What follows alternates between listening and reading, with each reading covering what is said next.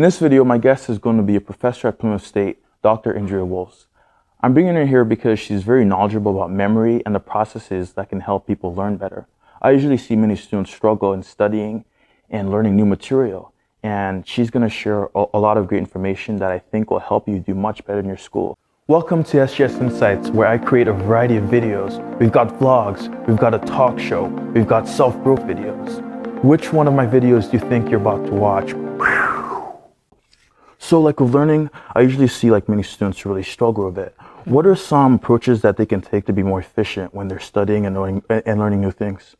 So there's really two main things that you want to be mindful of when you're studying for a quiz or exam. One is you want to be engaging in active learning, and one is you want to be testing your retrieval. So what does that mean? With active learning, what you want to be doing there is you don't just want to be rereading your notes or rereading the book or rereading the lectures, which I hear from so many students, which is what they're doing. One thing that you want to be doing is making connections between the material that you have to remember and things that you might already know, right? We know that that's how the brain is set up. We know that that is how your kind of knowledge network is set up. So when you are learning new concepts or theories, you want to be linking those to other concepts or theories that you already know. The best thing to do even is to link these concepts or theories to things that have to do with you, like in your life or who you are as a person.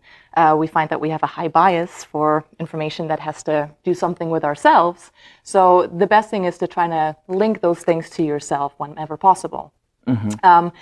What you also want to be doing is engaging in deep processing, not shallow processing. So what that means is that you really have to be thinking about what it is that you're studying. You can't just, read the words and be like, I got this, I know what this means. You really have to think about it in semantic terms. That means, in terms of meaning. What does this mean?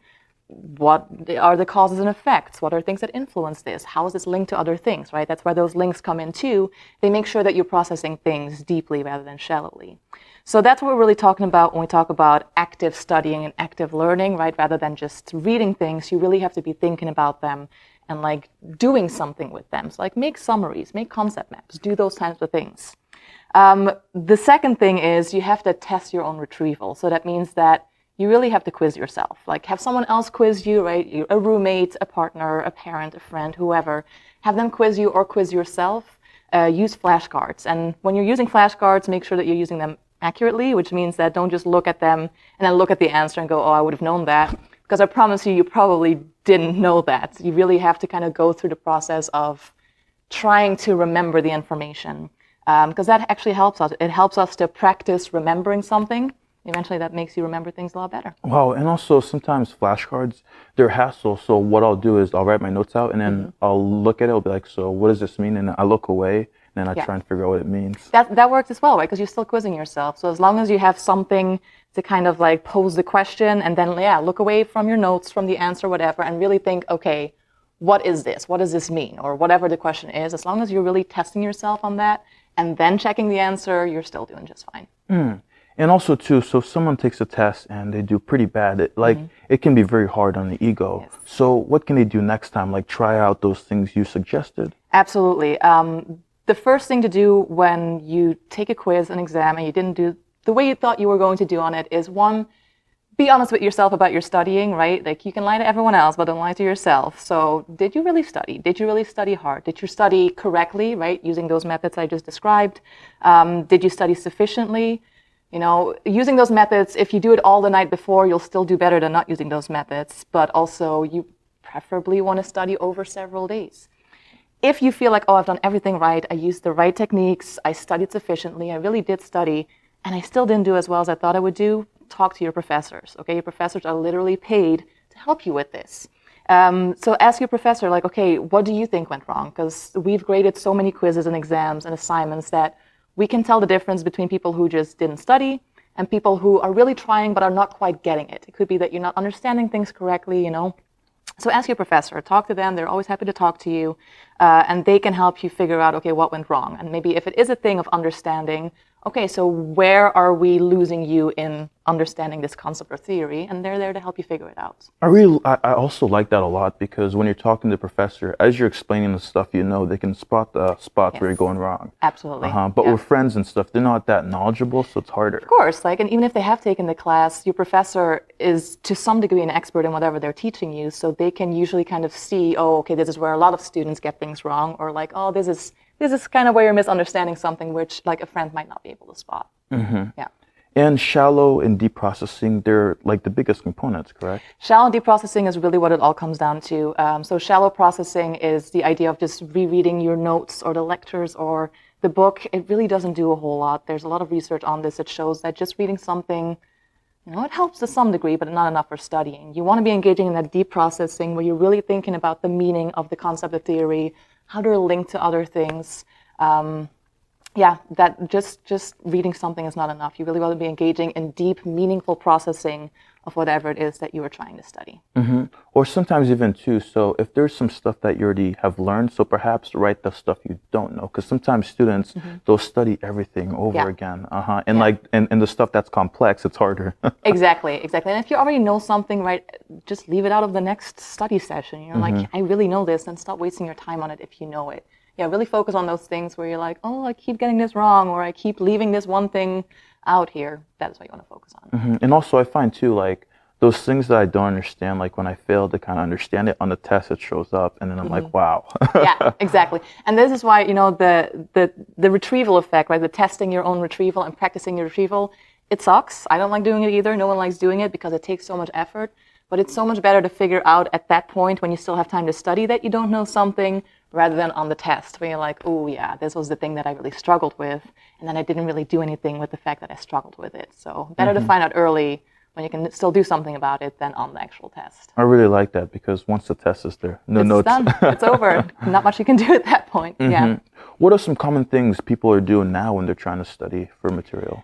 The most common thing that I find when students ask me, like, oh, I didn't do as well on the quiz or exam, and I really did study, is just the fact that they're rereading their books over and over again, and they're not making summaries, they're not making flashcards, they're not quizzing themselves, they're not thinking about connections. Because even if you make a summary, what I often find is people will write down like all the important words and their definitions, but that's not what your college professors are interested in. Generally speaking, we're interested in, okay, you know what this word means, but how does it function? How does it relate to other terms, right? We're trying to make sure that you understand the big picture and kind of like the red thread throughout the class. We want to make sure you understand how those things work together.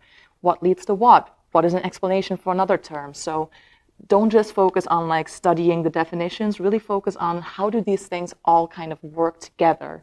And that is where a lot of my students kind of fail in their studying. They don't realize that they have to focus on the bigger picture. Yeah. Wow. And also elaboration, I've heard it's very effective for also retaining information. So if you create this big storyline about a complex topic, it's much easier to learn it. Like, why is that? That's simply because our brain is not set up to kind of remember isolated facts very well. So if you have to remember a whole lot of things, it is so much better to understand how they work together, because that way, if you remember one thing, you'll remember the other 5 concepts that are related to it, and that helps you remember those things. And then the 5 concepts that are related to those 5 concepts, and so on and so forth. So it's so much better to have one big story or one big kind of overarching thread throughout your material that you have to study, because it kind of functions as a memory cue for all the other related things. And that's why it's so important to focus on the links between concepts. Wow, so like it really boils down to a connection game in the brain. It really absolutely does. That's incredible. So when you're studying something very complex, like let's say calculus, AP stats, what tools do you use personally? So the tools that I use myself is summaries. I make a lot of summaries. And again, I focus on connections within those summaries. Make a lot of concept maps, which, maybe not necessarily that good for something like calculus or a math, but when you're dealing with a lot of complex concepts, which is mostly what I deal with when I still had to study, really focusing on the links between those topics. Even in my summaries, I focus a lot on kind of the hierarchy of things, so not just a thing of like, okay, these are all the terms, but like these are how they are connected, these are causes and effects. I explain things out loud a lot. The best way to learn is to teach, right? So if you're just like, I really need to go through this, round up the next person, round up your pet, stuffed animals, or if you're like me, just imagine someone sitting there. Oprah does it for me quite a bit. And then just start explaining it to them. You're like, okay, I have this really hard, formula or theory or concept that I have to go through. Explain it out loud to someone, whether they are there or not. And that usually helps you figure out, okay, this is what I do know. This is where I'm kind of still not understanding it. And once you do understand it, it's just so much easier to kind of boil things down into very easily understandable terms for someone else. And practice retrieval. I hate doing it. I absolutely hate quizzing myself or being quizzed. But we know that that has such a strong effect when it comes to memory, so I always make sure that I either quiz myself or have someone else quiz me. Wow, that's incredible. Thank you for sharing all this great insight. I'm sure the audience is going to find a lot of value from it. I hope so. Thank you for giving this interview. That was really great. Yeah, anytime. This was the end of the video. I really hope you guys found a lot of value from it. Professor Wolves really shared a lot of great information about learning that I think you can really utilize when you're trying to learn complex things. I create a lot of videos along these lines. A few of them are going to pop up here. You guys should definitely check them out, and I'll catch you in the next video.